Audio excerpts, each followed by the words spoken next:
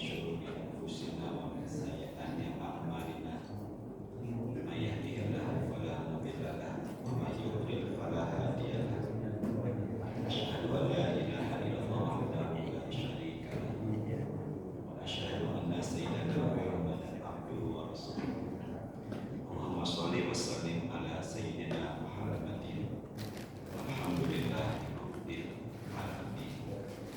Kita awali dengan umum kitab surah Al-Fatihah. Semoga dengan wasilah Al-Fatihah Allah berikan kita kemudahan dalam menerima ilmu dan berharap insya Allah ilmu yang kita dapatkan bermanfaat buat kita dunia dan akhirat kita. Al-Hadi niyah Al-Fatihah. A'udzubillahi minasyaitonir rajim. Bismillahirrahmanirrahim. Alhamdulillahi rabbil alamin arrahmanir rahim maliki yaumiddin. Iyyaka na'budu wa iyyaka nasta'in ihdinas siratal mustaqim. Shiratal ladzina an'amta 'alaihim ghairil maghdubi 'alaihim waladdallin. Amin. Pembahasan kita pagi ini insyaallah di penghujung tema yang berkaitan dengan bayi-bayi yang bisa bicara. Kita sudah membahas bayi yang bisa bicara itu dari sumbernya hadis. Ya, sumbernya hadis di kitab Sahih Muslim, di kitab Al-Musnad Imam Ahmad dan Ibnu Hibban. Itu ada 3 bayi yang bisa berbicara. Nah, kitabnya Imam At-Tabrani, hadis riwayat Imam At-Tabrani. Yang pertama kita bahas yaitu kemarin tentang bayi yang bisa berbicara adalah dalam buku hadis riwayat Imam Muslim.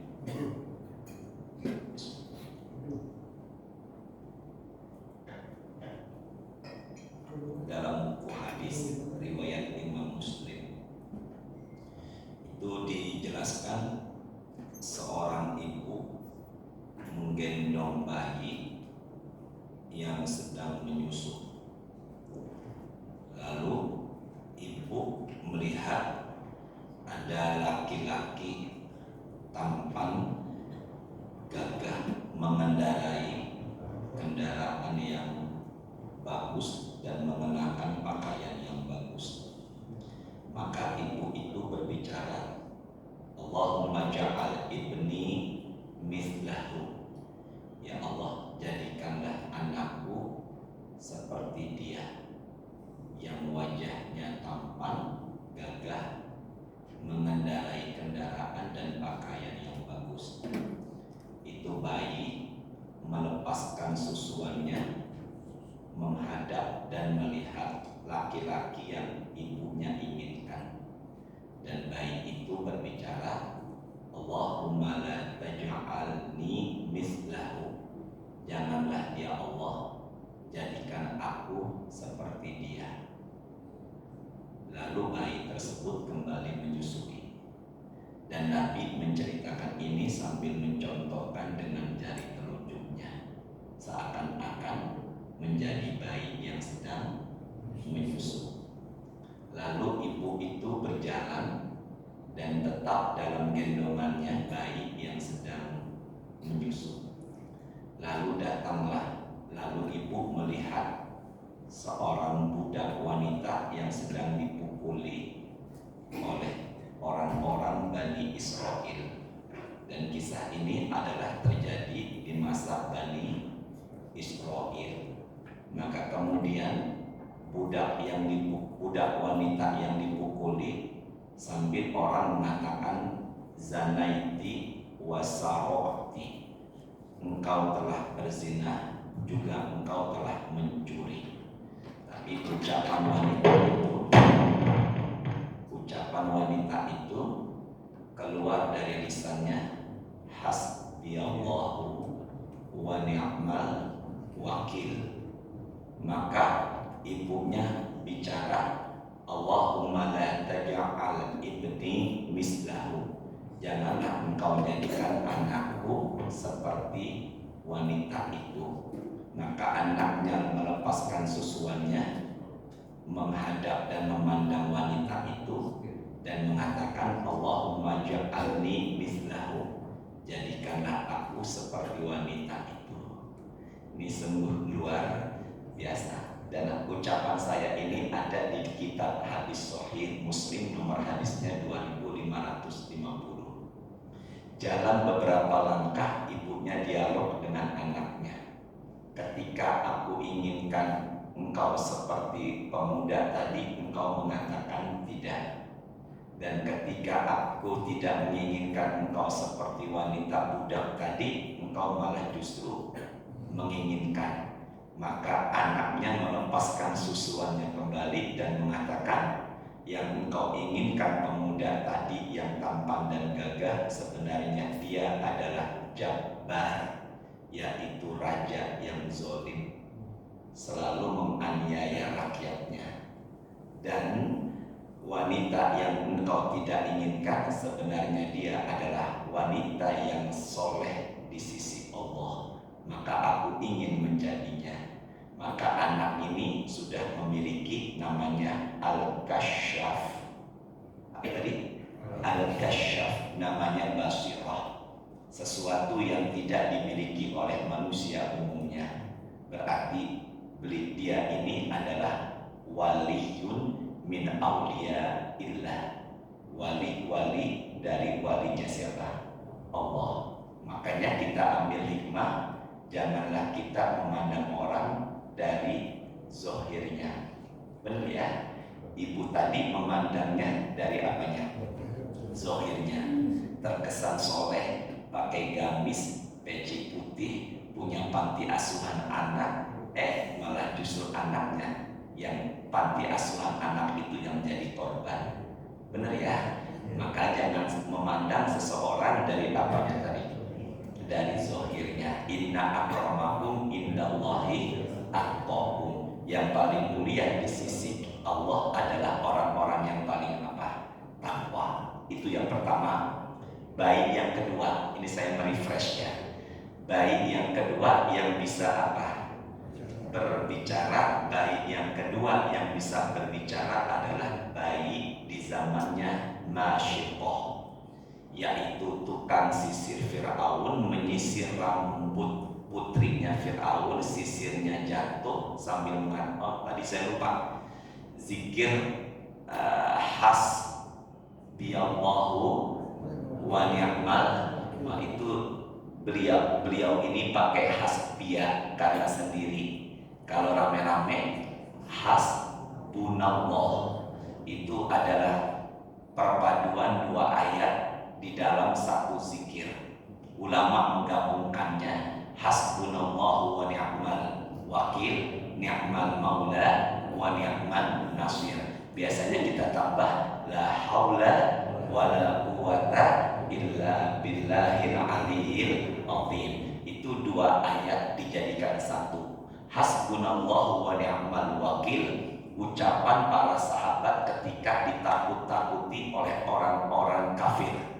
Orang-orang kafir Quraisy mengatakan, lihatlah pasukan muslim itu sudah dikepung oleh pasukan Quraisy yang begitu banyak. Tapi ucapan itu bukan malah semakin takut, menambah kekuatan. Maka mereka mengatakan hasbunallahu wa ni'mal wakil, maka itu menambah kekuatan. Lagi malas ibadah, lagi merasa khawatir, merasa takut, sedang baru buka usaha, ingin menikah kok takut, maka perbanyak zikir hasbunallahu wa ni'mal wakil.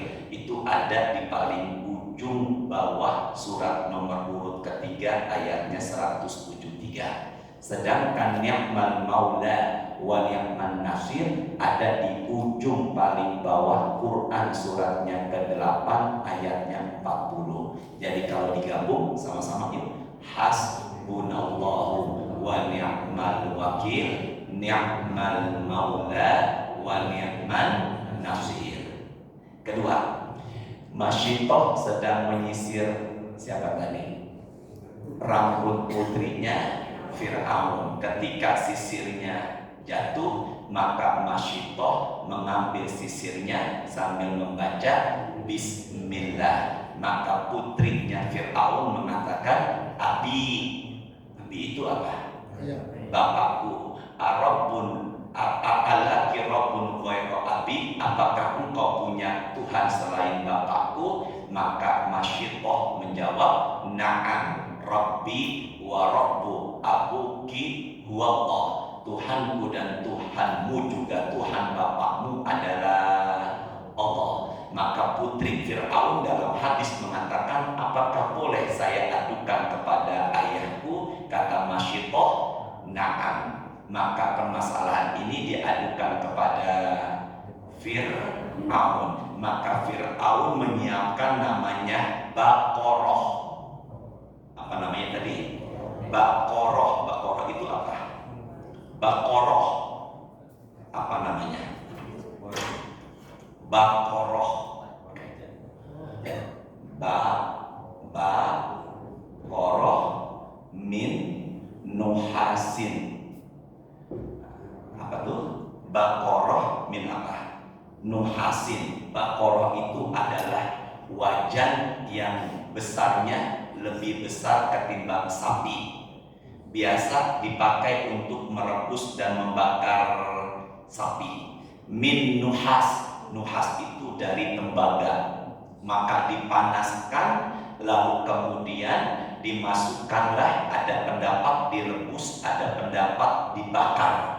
Maka akhirnya keluarganya Masyitoh dimasukkan ke dalam Baqarah min nuhasin, satu persatu dimasukkan ke situ. Maka kemudian anaknya Masyitoh yang baru lahir yang dalam gendongan, dia mengatakan, iqtah ya ummah. Dia mengatakan apa tadi? Ya ummah, ya ummah, ya ummah. Makanya ada anak manggil ibunya bukan ummi, tapi manggilnya apa? Ummah. Itu mengikuti anaknya Masyitoh. Maka Masyitoh memiliki anak yang dalam gendongan. Dia mengatakan, ya ummah iqtahimi, wahai ibu, masukkanlah dirimu ke kuali besar itu yang terbuat dari apa? Tembaga. Dan kemudian anaknya mengatakan, fa inna adzab, ini anak yang baru lahir, fa inna adzabad dunya ahwanu min azabil akhirah. Sesungguhnya azab penderitaan dunia lebih ringan ketimbang azab di akhirat. Jadi itu ucapan bayi yang baru lahir. Wahai ibu, masukkanlah dirimu, sesungguhnya azab apa tadi?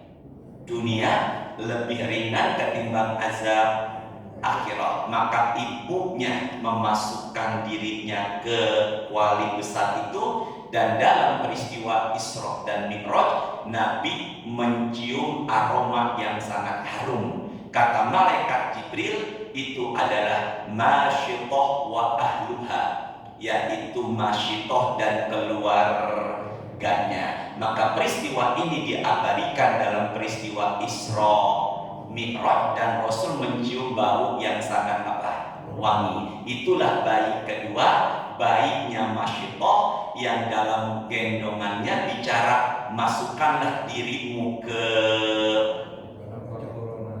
Baqarah min nuhasin, karena sesungguhnya azab dunia lebih ringan ketimbang azabnya akhirat. Berapa bayi itu Pak Ustaz? Dua. Sekarang yang ketiga. Bani Israel punya tokoh ahli ibadah namanya Juraij. Siapa namanya? Jurai punya tempat ibadah di atas gunung namanya Sauma'atun. Jurai punya tempat ibadah di atas gunung namanya Sauma'atun. Apa namanya? Sauma'atun. Mungkin kalau kita nih nyebutnya adalah mihrab. Apa tadi? Mihrab. Ibunya memanggil 3 kali berturut-turut, tapi Jurai tidak penuhi panggilannya, malah asyik meneruskan sholatnya. Sholat yang dikerjakan, ini ahli ibadah, sholat yang dikerjakan oleh Jurai itu kita menyebutnya saat ini di zaman Rasulullah Nabi Muhammad adalah sholat-sholat sunnah. Ibunya kecewa karena Jurai dipanggil sama ibunya berapa kali tadi? 3 kali enggak penuhi panggilan, ibunya malah berdoa, Allahumma la tumithu hatta yanzura ila wujuhil mumisat. Ya Allah, janganlah engkau wafatkan putraku Jurai sebelum melihat wajah-wajah wanita pezina. Wanita pezina bahasa hadisnya mumisat. Apa tadi? Kalau yang keluar darah dari hidung namanya, kalau ini mumisat. Maka kemudian terjadilah fitnah, datanglah wanita pezina yang sangat cantik masuk ke dalam Sauma'ah, tempat ibadahnya Jurai yang ada di atas gunung. Kenapa pilihnya di atas gunung, menjauhi keramaian dari Bani Israel? Maka masuklah wanita pezina yang sangat cantik, maka mereka berduaan di atas gunung. Saya tanya, kira-kira Jurai melayani wanita itu atau tidak? Tidak. Kalau umpama Ustadz di atas gunung berduaan dengan wanita cantik dan jelita, kira-kira Ustadz melayani atau tidak? Enggak apa-apa, jangan gak enak sama saya. Melayani atau tidak? Nah, ternyata Jurai jangankan melayani, melihatnya pun tidak. Jurai jangankan melayani, melihatnya pun tidak. Ada kajian Sabtu subuh berangkat setengah 4 pagi sendiri bawa kendaraan, keluar tol belok kiri dekat pasar modern sebelah pojokan yang dulu ada gedung cuma dihancurkan. Maka kemudian ada perempuan pakai kaos panjang setengah paha, setelah itu nggak pakai pakaian lagi, ngulapin Ustadz begini-begini. Kira-kira Ustadz itu ngelihat apa enggak? Ternyata langganan di situ selalu ada ya. Nah, kalau Jurai jangankan melayani, melihatnya pun tidak. Kalau paham melihat nggak yang diminta pojokan pasar modern? Alhamdulillah. Ya, Jurai jangankan melayani, melihatnya pun enggak. Maka wanita ini kecewa, dia keluar dari Sauma'ah mihrabnya Jurai dan di bawahnya ada penggembala. Lalu akhirnya wanita ini berhubungan penggembala, lalu hamil, dan ketika lahir bayi, bayinya digendong oleh wanita ini, dan jalan sekeliling Bani Israel mengatakan huwa min Jurai, bayi ini adalah anaknya Jurai, padahal penggembala. Maka setelah itu apa yang terjadi Ustaz? Maka Bani Israel menghancurkan tempat ibadahnya Jurai karena kecewa yang selama ini dia anggap orang soleh, ternyata mereka beranggapan telah berzina. Maka Jurai kemudian minta izin kepada Bani Israel untuk mengerjakan sholat sunnah dan kemudian mengusap mengusap kepala dan perut bayi dan mengatakan, ya ghulam man abuka, wahai anak kecil, siapa bapakmu? Maka dengan izin Allah anak itu bicara, abi roi, bapakku adalah penggembala. Maka dari situ kita bisa pahami ucapan ibu jangan sembarang mengatakan kata yang tidak baik kepada siapa? Anak. Dan yang kedua, kebiasaan Jurai adalah mengerjakan sholat-sholat apa? Sunnah. Dan yang ketiga, Jurai kalau boleh saya katakan, dia bisa berdialog, berbicara dengan baik. Kita punya ponakan Pak, baru lahir. Kemudian ponakan tuh baru lahir, kita sholat hajat 2 rakaat, kepalanya tuh bayi yang ponakan kita kita usap perutnya pun kita usap sambil bicara. Nah, siapa nama bapakmu? Kira-kira tuh bayi bisa bicara atau tidak? Sampai memuluh, ini mulut ngomong siapa bapakmu nggak bisa berbicara. Maka kalau boleh saya pastikan Juraij adalah walinya Allah karena keistiqomahan dalam ibadah, yaitu sholat sunnah. Maka nggak mustahil yang di depan saya ini Bapak Ibu bisa jadi insya Allah dengan izin Allah ada yang hadir ini adalah walinya Allah. Jangan-jangan beliau adalah walinya Allah. Tapi walinya Allah nggak lihat wanita yang cantik. Nah, sementara Pak Al tadi alhamdulillah. Berarti walinya Allah adalah istiqomah dalam ibadah. Berapa baik itu Ibu? Berapa? Barulah sekarang masuk yang baru, baik nomor baik yang bisa bicara, yaitu baik. Tadi yang pertama, coba ulang gitu. Maaf ya. Yang pertama menyusu. Baik yang dalam gendongan yang sedang apa? Menyusu kepada ibunya dan ibunya melihat begini dan begitu, pengennya begini gitu ya. Udah jelas itu. Yang kedua bayinya Masyikoh, yang ketiga bayinya Juraij, dan yang keempat bayi yang keempat dan yang kelima ini tidak dalam hadis tapi berbicaranya diabadikan dalam Al-Quran. Sedangkan bayi yang bisa berbicara nomor yang ke berapa? 4 itu tertulis dalam kitab tafsir At-Tabari. Dalam kitab tafsir At-Tabari menyatakan bayi itu adalah bayinya yang bisa berbicara. Siapa Ustaz? Arba'atun takallama wa hum fi sighar. Maka dalam hadis rawahu Imam Ahmad mengatakan bayi yang bisa berbicara yaitu syahidun min Yusuf, bayi yang menjadi saksi, bayi yang menjadi saksi, dan saksinya ini menyelesaikan masalah di zaman Nabi Yusuf. Suratnya 12. Suratnya berapa tadi? 12. Surat 12 itu nama suratnya adalah Yusuf. Suratnya 12. Nama suratnya Yusuf. Ayatnya 25. Suratnya 12. Ayatnya berapa tadi? 25. Ayatnya sekarang Ustaz minta tolong bacakan Qurannya. Ustaz Abdul, ayatnya 25. Silakan. A'udzubillahi minasyaitonir rajim. Bismillahirrahmanirrahim. Wastabaqal baba wa qaddara qamisahu min dubrin wa alfa ya sayyidaha lana al-bab. Qalat ma jazaa'u man arada bi ahlika su'an illa an yusjana aw 'adabun alim. Yang pegang handphone tidak lihat terjemahnya, lihat Quran Arabnya. Wastabaqal baba. Dua orang ini berlomba-lomba menuju pintu keluar.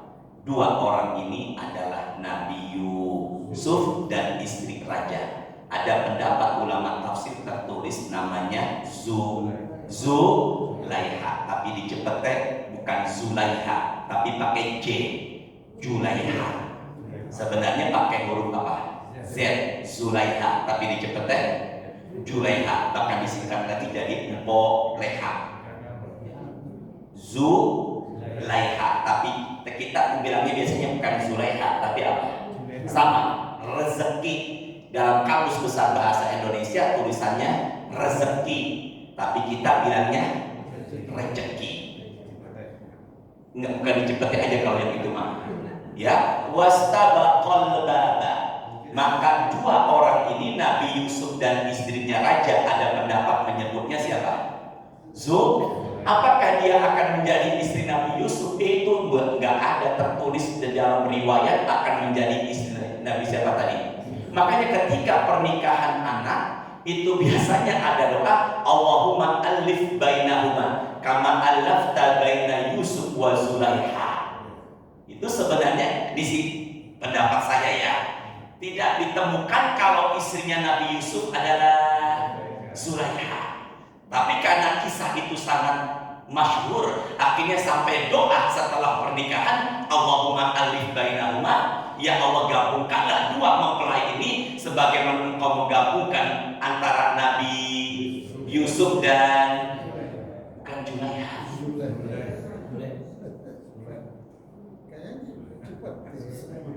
Zulaiha.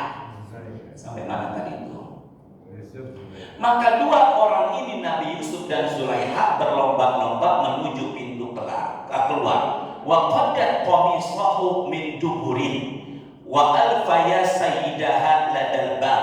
Maka kemudian wanita itu menarik baju belakangnya Nabi Yusuf. Wa alfaya sayyidaha ladal bab. Sayyidaha artinya suaminya. Maka kemudian mereka berdua menemukan suaminya ada di depan pintu. Masya Allah, Pak. Bayangin Pak, istri berduaan sama laki-laki tampan di kamar. Kemudian ketika mereka berdua mau keluar, di depannya ada kita. Apa yang kita perbuat Pak? Tentunya kita akan apa? Marah. Tapi ini luar biasanya raja. Dia hanya mengatakan, dia tidak marah, hanya mengatakan itulah tipuanmu. Luar biasa. Tertulis dari abadikan dalam tadi Quran. Maka kemudian istri raja ini membela diri paling bawah, ya, yang sebelah kanan. Dia mengatakan majazau, apa balasan? Man arada bi ahlika su'an. Apakah balasan bagi seseorang yang ingin berbuat jahat kepada keluargamu? Punya siapa? Suaminya. Benar ya?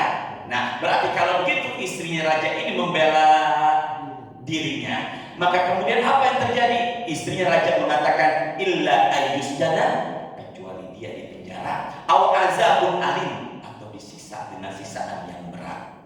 Qala, Nabi Yusuf membela diri, hiya rawadatni, ayat yang 26. Sesungguhnya yang menggodaku bukan aku, tapi yang menggodaku adalah siapa tadi? Makanya nanti dia Jurai. Siapa tadi namanya? Zulaiha. Maka nanti di hari kiamat ada manusia yang enggak kepanasan dari panasnya matahari pada mahsyar. Siapa dia? Dialah laki-laki yang digoda oleh wanita cantik dan ditolak sama dirinya.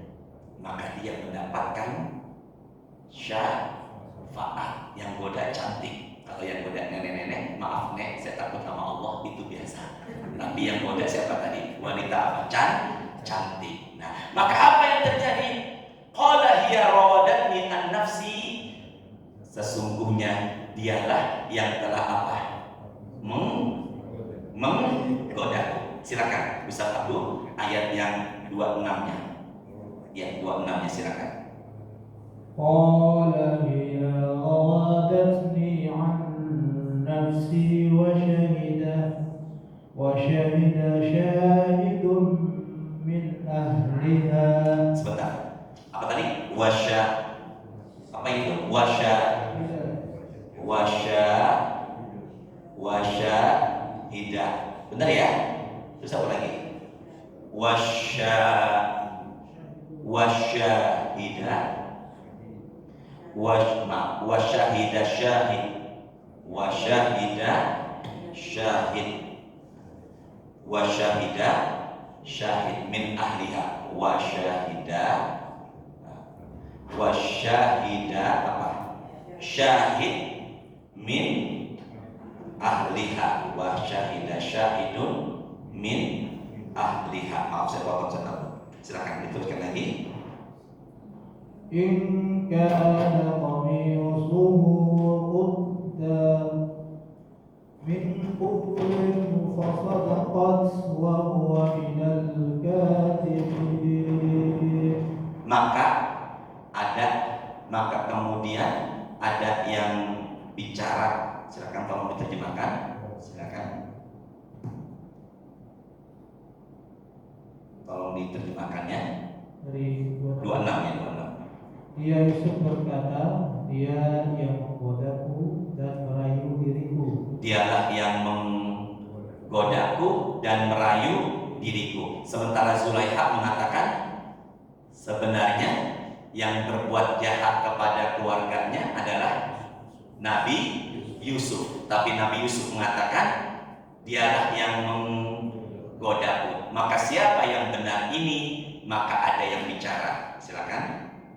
Seorang saksi dari keluarga perempuan itu memberikan kesaksian. Saksi dari keluarga siapa? Perempuan. Maka ada pendapat adalah Ibnu Ammihi min Ra'il. Raja namanya adalah Ra'il. Maka itu adalah bayi dari putra pamannya raja. Bayi dari siapa tadi? Putra pamannya siapa? Raja. Maka bayi itu bisa berbicara dalam gendongannya. Apa ucapan bayi? Silakan. Jika baju gamisnya koyak di bagian depan, maka perempuan itu benar.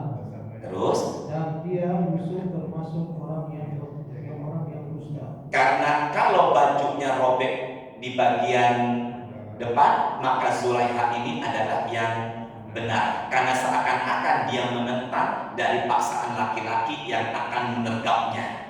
Tapi kalau umpama bajunya yang robek di belakang, maka Nabi Yusuf yang benar. Setelah dilihat ternyata yang robek bukan di depan, malah justru di belakang. Maka yang berbicara ini sebenarnya adalah syahidah wa syahidah syahid, yaitu bayi yang dalam gendongan pamannya. Dan bayi ini adalah sepupunya dari suami Zulaikha. Suami Zulaikha raja namanya Ra'il. Itulah sesuai dengan tafsir At-Tabari, bayi yang bisa berbicara adalah yang menjadi saksi Nabi Yusuf, atau yang menyelesaikan masalah Nabi Yusuf dengan istrinya siapa? Raja yang namanya Zulaikha. 4. Ya, benar ya? Berapa tadi ini? 4. Sekarang yang ke-5. Yang ke-5, baik yang bisa berbicara. Kita sudah mengetahui yang diabadikan dalam Quran. Ada di surat Ali Imran, ada di surat Maryam, yaitu Nabi Isa. Coba tidak tulis dulu, ke depan dulu ya. Nabi Isa punya ibu Maryam. Coba saya tulis deh. Nabi siapa tadi? Isa. Saya hapus dulu. Ibunya Nabi Isa adalah siapa? Maryam. Maryam adalah satu dari 4 wanita pemimpin di surga nanti. Makanya ibu insya Allah nanti dipimpin oleh Maryam binti Imran. Amin kan Bu?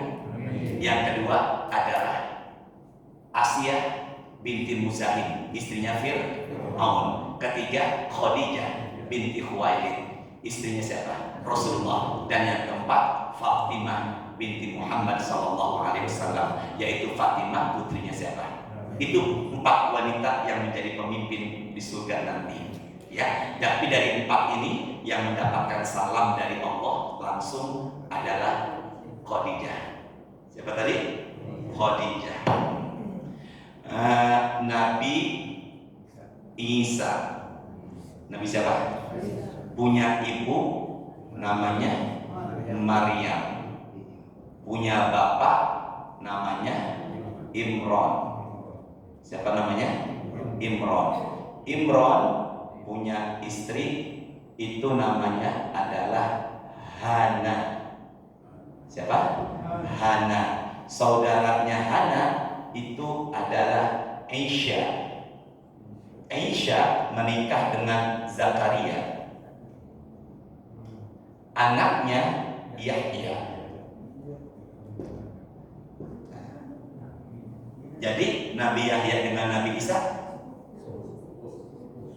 Saya ulangi ya. Isa punya ibu Maryam. Maryam punya bapak Imron. Makanya Maryam binti Imron. Makanya ada surat nomor ketiga bukan Al-Imron, tapi Ali. Bukan Al-Imron, tapi apa?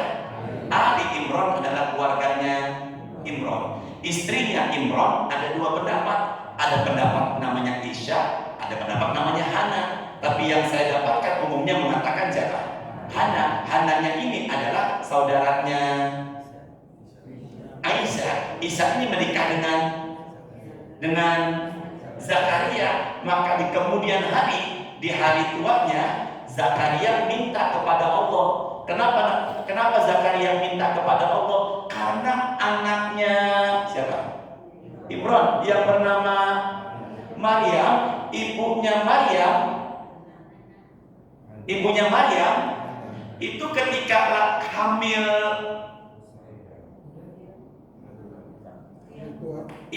hamil tua. Bapak sehat Pak? Ibunya siapa tadi?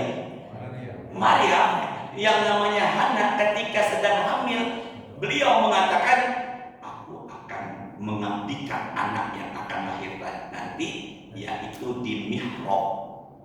Dia apa tadi?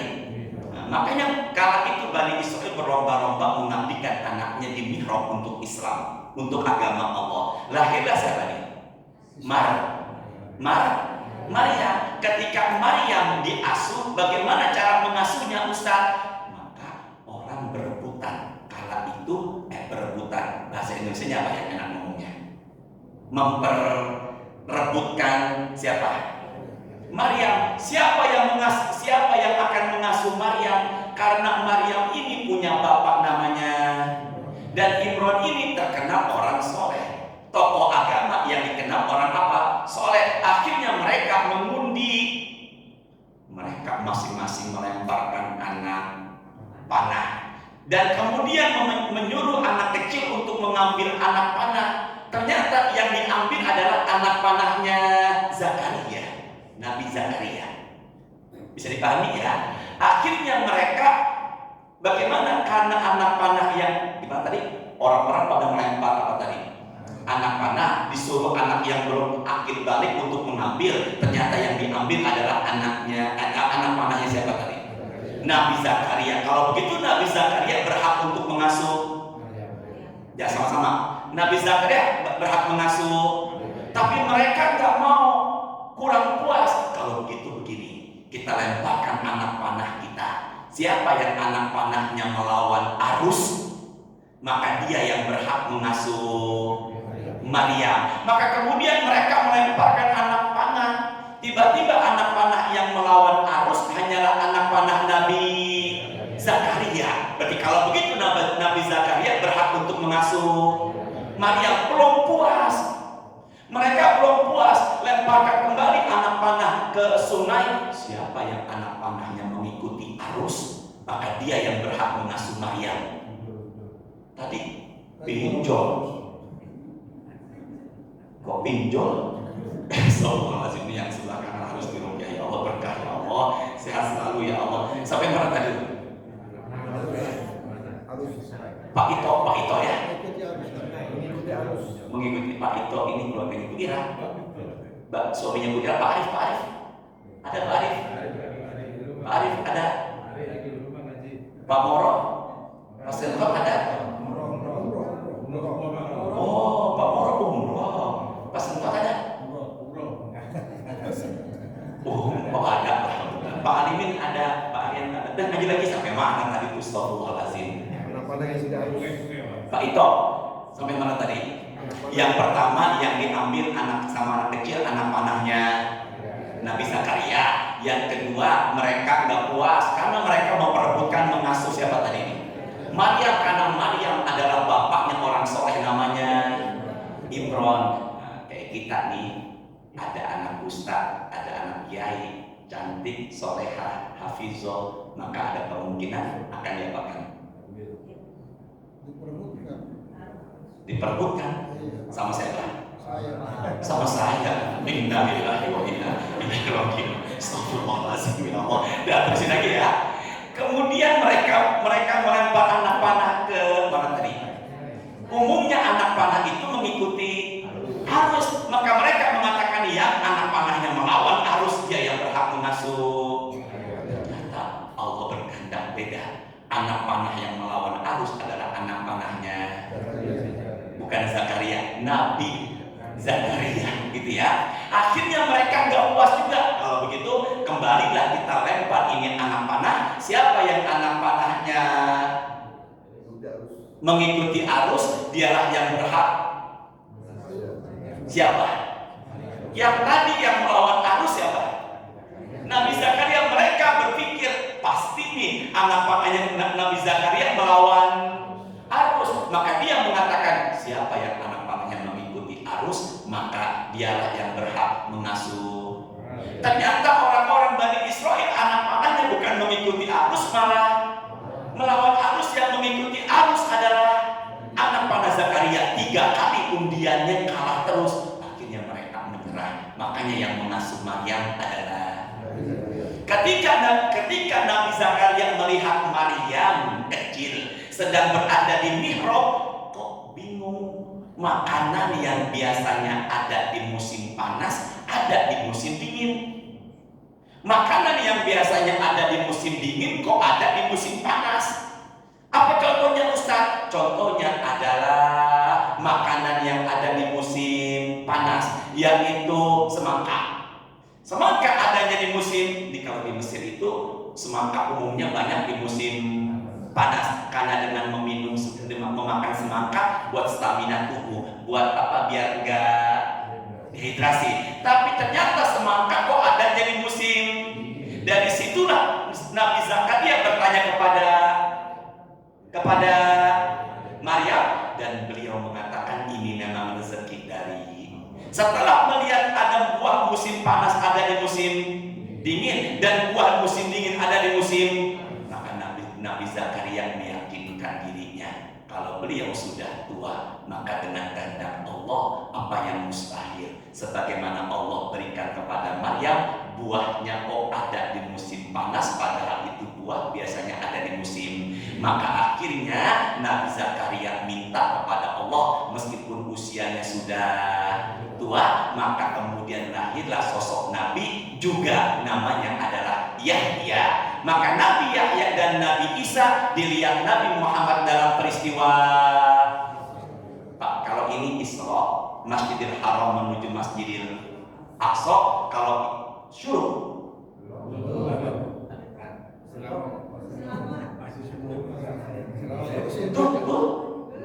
masih 2 jam lagi. itu bunyi. Cukup kalau terus ini. Sampai mana tadi? Kalau Isra dari Pak, kalau Mekah Madinah itu umroh. Dari kalau Mekah Madinah umroh kan? Madinah Mekah dari menuju Masjidil perjalanan darat Isra. Sedangkan dari Masjidil menuju Sidratul namanya ketika di langit pertama Nabi melihat Nabi Adam, di langit kedua Nabi melihat Nabi Yahya dan Isa, di langit ketiga Nabi melihat Nabi Yusuf yang memiliki setengah ketampanan laki-laki dunia. Dunia bulat Pak, dibagi 2, setengahnya buat Nabi Yusuf Pak. Yang setengah lagi dibagi kita. Pak Al mungkin paling pojok sama saya di sana. Di langit yang keempat bertemu dengan siapa Ustaz? Nabi Idris. Di langit kelima bertemu dengan siapa? Nabi Musa. Langit keenam bertemu dengan Nabi Harun. Dan di langit yang ketujuh bertemu dengan Nabi Ibrahim. Berarti Nabi Isa dan Yahya dilihat oleh Rasul ketika peristiwa Isra dan Mi'raj di langit yang kedua. Sekarang lihat Nabi Yahya dan Nabi Isa, saudara apa? Nabi Isa dengan Nabi Yahya. Kalau boleh Betawi bilangnya adalah keponakan. Ya, sepupu. Bisa dipahami ya. Tapi ada pendapat sini, ke depan dulu. Ini tadi siapa nih? Ada yang mengatakan Isa ini adalah anak keduanya dari Imron. Jadi kalau umpama Isa ini anak kedua dari Imron, lahirlah Nabi namanya siapa? Yahya. Maka Nabi Yahya adalah sepupu dengan Nabi siapa? Isa. Nabi Yahya sepupu dengan Nabi Isa. Dan Nabi Yahya punya pengikut ahli ibadah namanya Al-Hawariyun. Al-Hawari. Apa tadi? Al-Hawari. Terakhir yuk. Udah umum. Nabi Isa kita sudah kenal. Bisa apa tadi? Berbicara. Yuk kita buka Qurannya. Ya, kita buka Qurannya. Suratnya ke-5. Berapa tadi sudah tadi? Ke-5. Ayatnya 112. Surat berapa? Dikit lagi, nggak apa-apa. Teruskan apa? Sarapan. Nggak, kita harus kompak dulu nih. Sarapan apa terusin? Terusin? Ada sarapan insya Allah. Ya, berapa tadi? Surat yang ke 5. Ayatnya 100 berapa tadi? 12. Suratnya ke-5 ayatnya 112. Silakan Ustaz Abdul.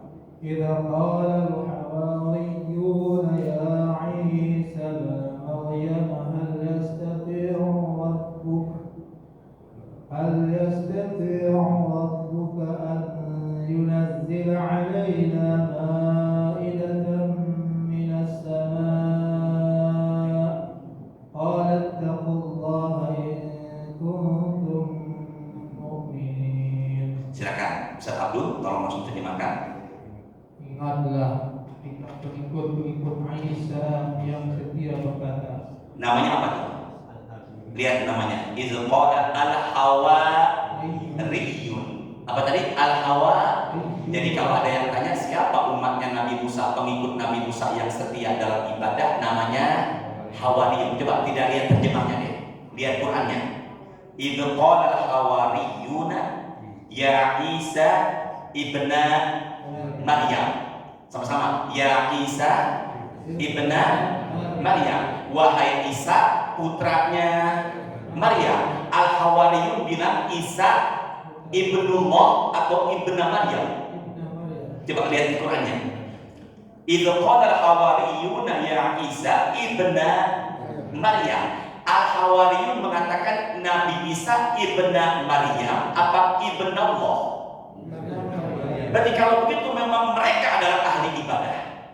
Mereka tidak mengatakan Isa putranya Allah. Mereka mengatakan Isa adalah putranya Maryam.